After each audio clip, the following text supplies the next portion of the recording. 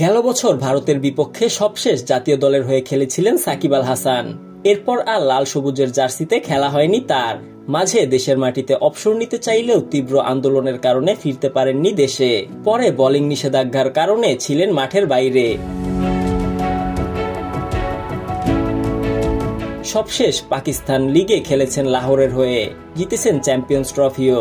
দীর্ঘদিন পর মাঠে ফিরে অবশ্য সাকিব সুলভ পারফর্ম করতে পারেননি তিনি। সাকিবের মাঠে ফেরার পর স্বাভাবিকভাবেই প্রশ্ন উঠেছে, তাকে কি আর দেখা যাবে জাতীয় দলের জার্সিতে? আজ সোমবার এক অনুষ্ঠানে উপস্থিত হন বিসিবির মিডিয়া কমিটির চেয়ারম্যান ইফতেখার রহমান মিঠু। সেখানে তার কাছে জানতে চাওয়া হয় সাকিবের সঙ্গে বিসিবির চ্যাপ্টার ক্লোজ কিনা।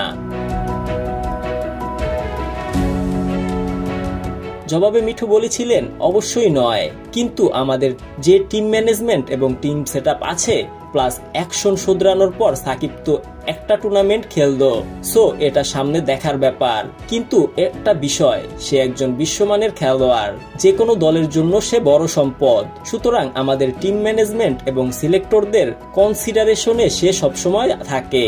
অ্যাকশন শুধরানোর পর সাকিব তো এই প্রথম দুটো ম্যাচ খেললো, আরো কয়েকটা ম্যাচ খেলুক, তারপর উত্তরটা দিতে পারবো।